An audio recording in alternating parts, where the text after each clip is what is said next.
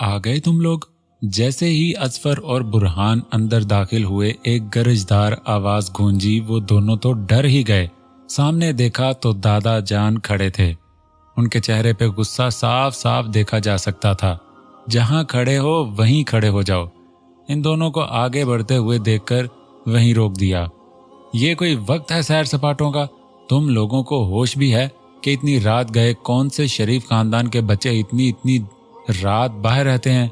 और ऊपर से सोने पे सुहागा ये कि अपने साथ बच्चियों को भी ले गए। बच्चियां? बच्चियां कहाँ से हैं वो? पूरी की पूरी 16 साला हसीन डायने हैं वो। बुरहान पहले तो दादा जान की बात पर हैरान हुआ और फिर गुस्से से बड़बड़ाया, बच्चियां कहाँ हैं? बुरहान जो कि अपने ही ख्यालों में गुम था उनकी बात पर के बच्चियां कहाँ हैं चौंक कर देखा। क्या मतलब दादा जान, बच्चियां कहाँ हैं? असफर ने हैरानी और नासमझी से कहा, मैं मिशा, रुबाब और नूरलैन की बात कर रहा हूँ। वो भी तो तुम लोगों के साथ गई थी, कहाँ है वो? अब के सचमुच हैरान होने की बारी दादा जान की थी। परेशानी से माथे पे 3 लकीरें उभरी। वो तीनों तुम लोगों के साथ नहीं आई? दादा जान, वो तीनों तो हमसे 2 घंटे पहले की निकली हुई थी। और फिर साथ साथ सारा किस्सा भी सुना दिया। इस सारे किस्से में तो दादा जान 2 घंटे पे ही सुन हो गए। 2 घंटे? फिर वो अब तक पहुंची क्यों नहीं?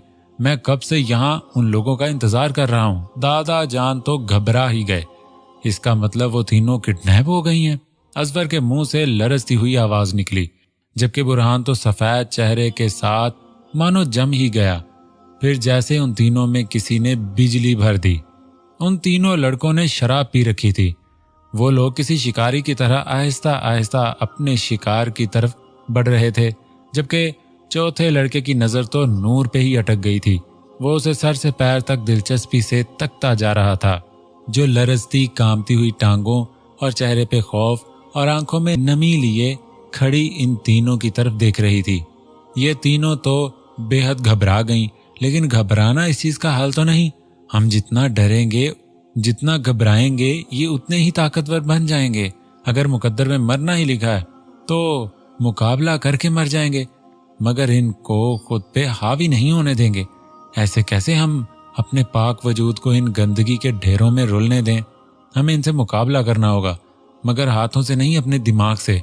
ये सोचते हुए रुबाब ने अपने चेहरे पे हल्की सी मुस्कान पाई और उनकी तरफ देखा और हो गई शुरू एक्टिंग की Sultan. Oh my God, hi handsome. Oh, तुम लोग तो बहुत कमाल के हो। अच्छा हुआ तुम लोग आ गए, वैसे भी हम लोग तो बहुत बोर हो रहे थे।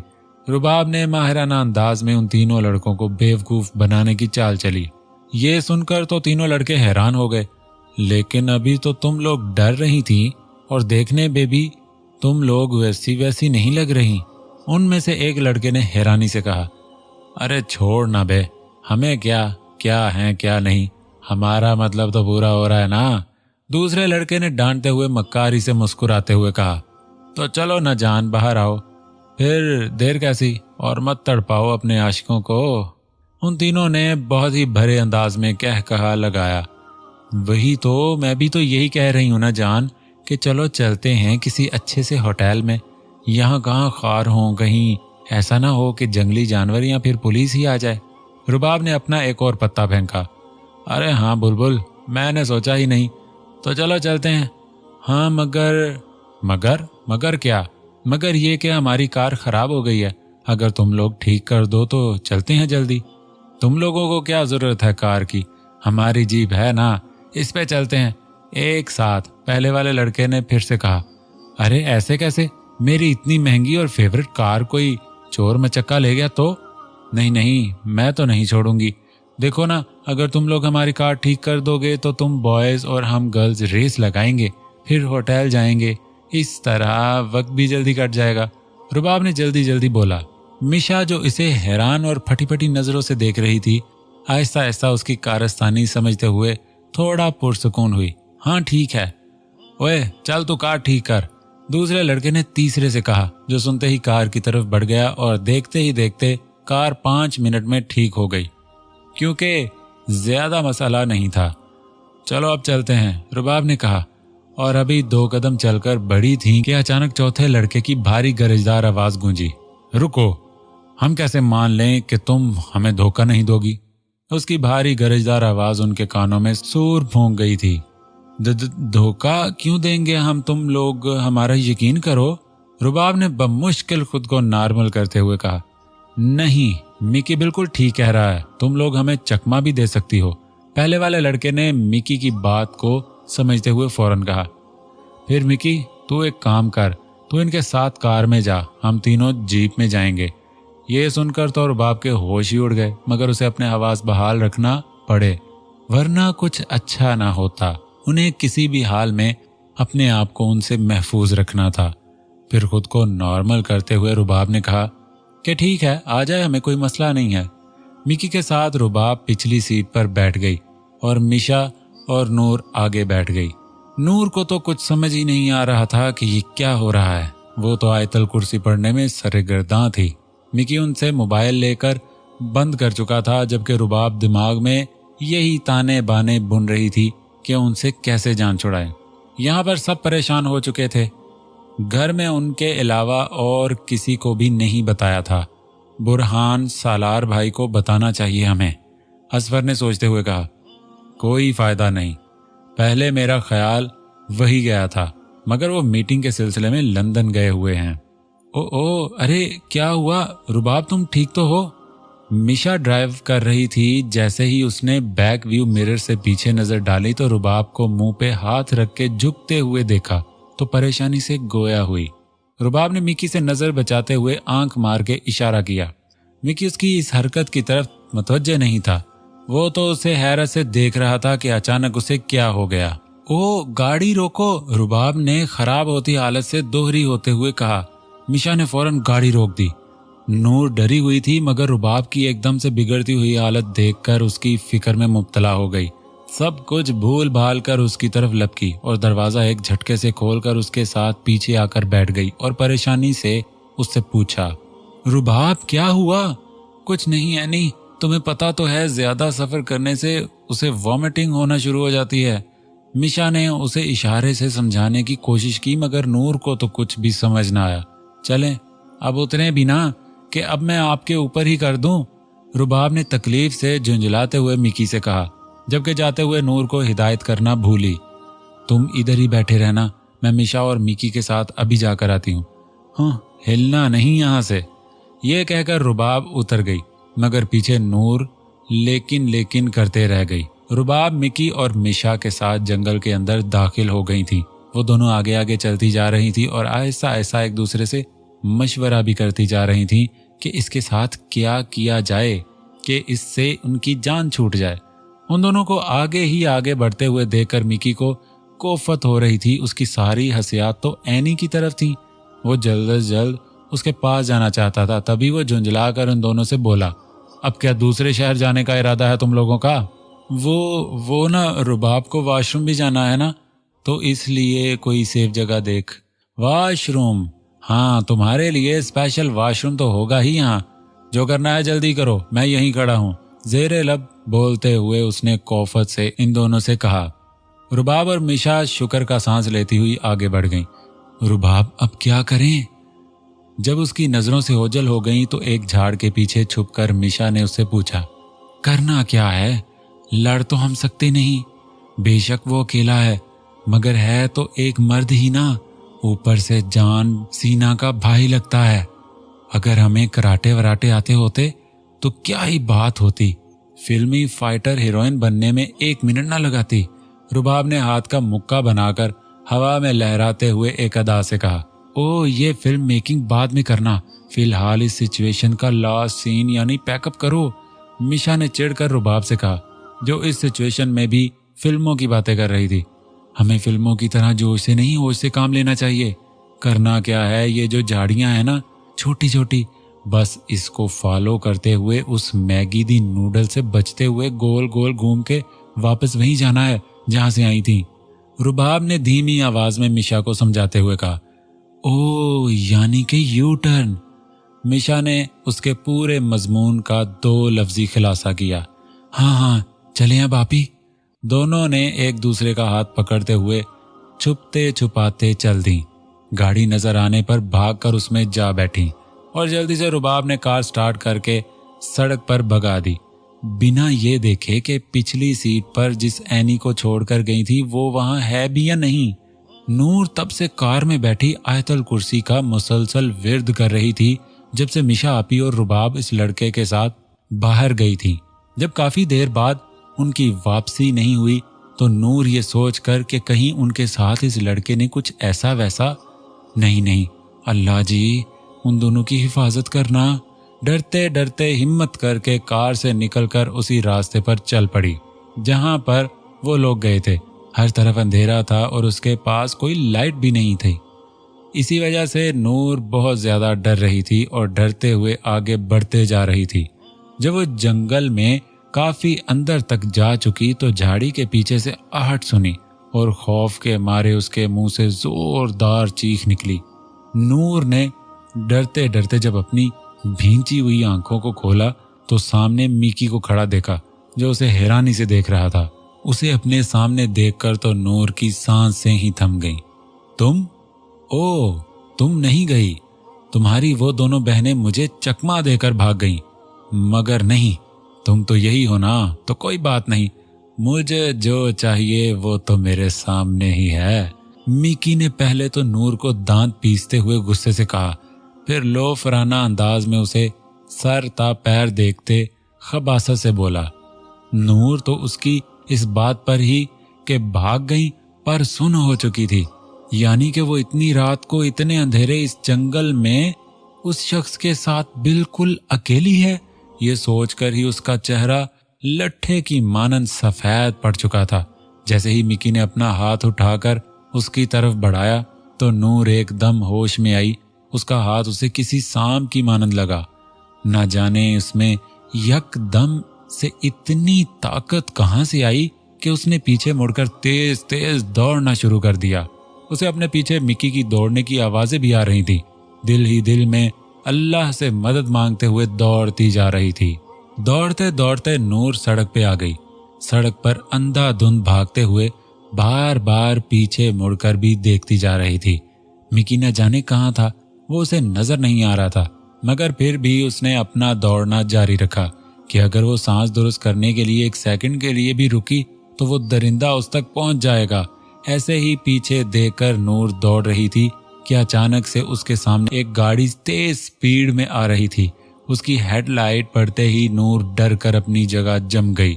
गाड़ी उसके 1 इंच भर के फासले पे रुकी। एक शख्स जल्दी से गाड़ी से निकलकर उसकी तरफ लपका, जो डरो खौफ के मारे सड़क पर गिरी बेहोश हो चुकी थी। उस शख्स ने एक नजर उसे देखा और फिर आसपास। उसने उसे अपने मजबूत बाजुओं में उठाकर गाड़ी की पिछली सीट पर डाला और जल्दी से ड्राइविंग सीट पर बैठकर कार फुल स्पीड पर रोड पर दौड़ा दी। मिकी ने अपने दोस्तों को फोन करके सब कुछ बता दिया और उन्हें उसे पिक करने का बोला। गाड़ी में बैठे मिकी और उसके दोस्त गुस्से से पेचो ताब खा रहे थे।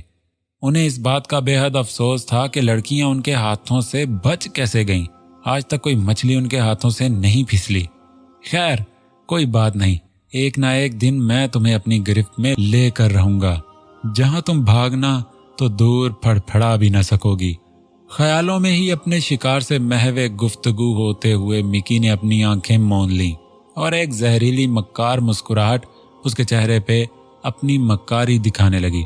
रुबाब ने गाड़ी दौड़ाई तो बिना रुके फास्ट स्पीड पर चलाते हुए घर के पोर्च में ही आके रोकी। जैसे ही गाड़ी रुकी उन दोनों ने एक गहरी और पुरसुकून सांस खींची। इस वक्त सुबह के 5 बज रहे थे।